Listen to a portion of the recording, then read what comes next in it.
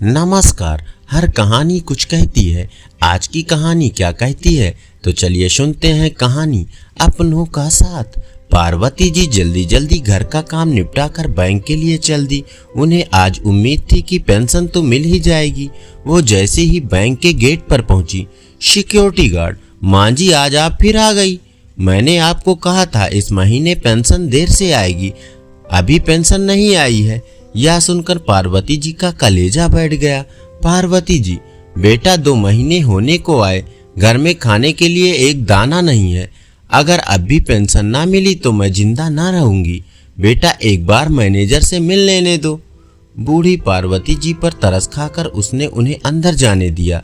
अंदर जाकर उन्होंने मैनेजर के केबिन की तरफ झांका। मैनेजर बैठकर चाय पी रहा था। पार्वती जी डरते डरते उसके पास पहुंच गई।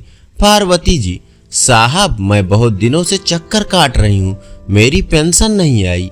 उनकी आवाज सुनकर मैनेजर चौंका। मैनेजर, अरे माँ जी आप बाहर पता कीजिए। पार्वती जी, बेटा बाहर तो कई बार पता कर चुकी हूँ, मेरे घर में खाने का एक दाना नहीं है। आप मेरे को कुछ पैसे उधार दिलवा दीजिए, जब पेंशन आए तो उसमें से काट लेना। मैनेजर, नहीं माँ जी, ऐसा नहीं होता, ऐसे हम उधार नहीं दे सकते। जब आपकी पेंशन आएगी तभी आपको मिलेगी। मैनेजर का रूखा सा जवाब सुनकर पार्वती जी बाहर आ गई और घर की ओर चल दी। चलते चलते वे थक गई थी तो एक बंद दुकान में जाकर बैठ गई। पार्वती जी ने सामने देखा तो एक रेस्टोरेंट था, जिसे देखकर उन्हें कुछ याद आया। 5 साल पहले उनका बेटा अंकित उन्हें इसी रेस्टोरेंट में पार्टी देने लाया था, जब उसकी पहली नौकरी लगी थी। इन 5 सालों में कितना कुछ बदल गया। नौकरी लगने के 2 साल बाद ही उसने अपनी पसंद की लड़की से शादी कर ली और उसके 1 साल बाद दोनों कनाडा चले गए। पहले कभी कभी उनका फोन आता था, 1-2 बार उसने पैसे भी भिजवा दिए, लेकिन पिछले 1 साल से उसने पार्वती जी की कोई खबर नहीं ली। पार्वती जी की आंखों से टप टप आंसू बह रहे थे। उन्हें लग रहा था काश मरने के पहले एक बार अंकित को देख पाती। यही सोचकर वे बहुत देर उस रेस्टोरेंट को देखती रही, जैसे अभी उनका बेटा आएगा और उन्हें वहां ले जाएगा। इस उम्मीद से वे वहां बैठी रही। तभी उनके पास एक छोटी सी लड़की आई। लड़की, माँ जी एक गुब्बारा ले लीजिए अपने बच्चों के लिए। माँ जी को रोता देख वो उनके पास बैठ गई। लड़की, माँ जी आप क्यों रो रही हैं?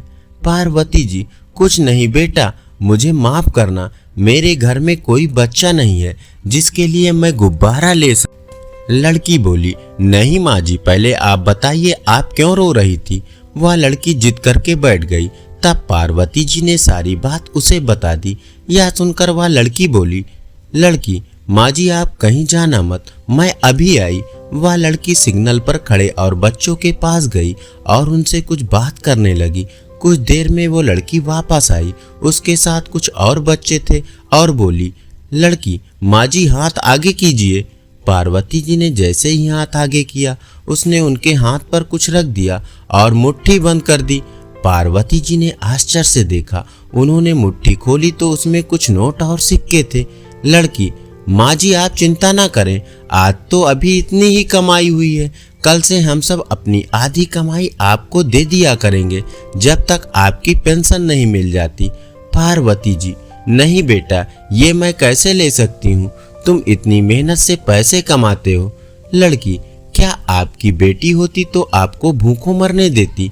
माँ जी आप ये पैसे रखो और मैं आपके साथ आपके घर चलती हूँ। कल से आपको कहीं जाने की जरूरत नहीं, आपके घर पैसे पहुंच जाएंगे। पार्वती जी के आंखों से टप टप आंसू बह रहे थे। अपना सगा बेटा उन्हें बेसहारा छोड़ गया था और जिन बच्चों को हर सिग्नल पर हम तिरस्कार की नजरों से देखते थे, वे ईश्वर की तरह मदद करने आ गए। पार्वती जी, बेटा तुम कौन हो? मैं तुम्हारा नाम भी नहीं जानती। लड़की, मेरा नाम शांति है, ये भोला है, ये रवि है। धीरे धीरे वह सबके नाम गिनाने लगी। पार्वती जी, बेटा मैं ये पैसे नहीं ले सकती, इसे तुम रखो, मैं कोई ना कोई इंतजाम कर लूंगी। लड़की, माँ जी हम सब अनाथ हैं, यहीं सिग्नल पर कुछ सामान बेचकर गुजारा करते हैं और पास ही में हमारी झुग्गी है, वहीं रहते हैं। पहले हम भीख मांगते थे, फिर कुछ पैसे जोड़कर हमने सामान बेचना शुरू कर दिया। पार्वती जी, खबरदार, जो अपने आप को अनाथ कहा, अभी मुझे अपनी बेटी कह रही थी। तुम सब अनाथ नहीं हो, तुम सब मेरे घर चलो, आज से वहीं रहना, वैसे भी मैं अकेली रहती हूँ। लड़की बोली, नहीं माँ जी, हम इस लायक नहीं जो आपके घर में रहें, हमारे जैसे लोग तो यहीं झुग्गी में रहते हैं। पार्वती जी, बेटा तुम सब उन लोगों से बहुत ज़्यादा अमीर हो जो बड़े बड़े आलीशान मकानों में रहते हैं। जो दौलत तुम्हारे पास है वो इन सब के पास कहाँ। पार्वती जी उन सब बच्चों को लेकर अपने घर आ गई। उस लड़की ने और उसके साथ बच्चे बाहर से खाने पीने का सामान ले आए। पार्वती जी ने खाना बनाया, सब ने खाना खाया। उसके बाद वे सब अपने काम पर चल दिए।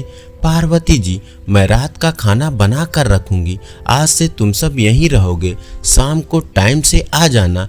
यह सुनकर वह लड़की रोने लगी। लड़की, माँ जी, आज मुझे मेरी माँ की याद आ गई, वो भी इसी तरह मेरे लिए खाना बना कर रखती थी, अब वो इस दुनिया में नहीं है।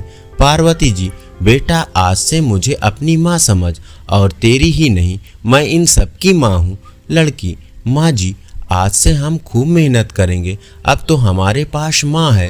पार्वती जी, हाँ ठीक है, लेकिन मैं तुम्हारे पढ़ने लिखने का भी इंतज़ाम करूंगी। इस तरह पार्वती जी को भी अपनों का साथ मिल गया। अब वे अकेली नहीं थी, अब से जीना चाहती थी उन बच्चों के भविष्य के लिए। धन्यवाद।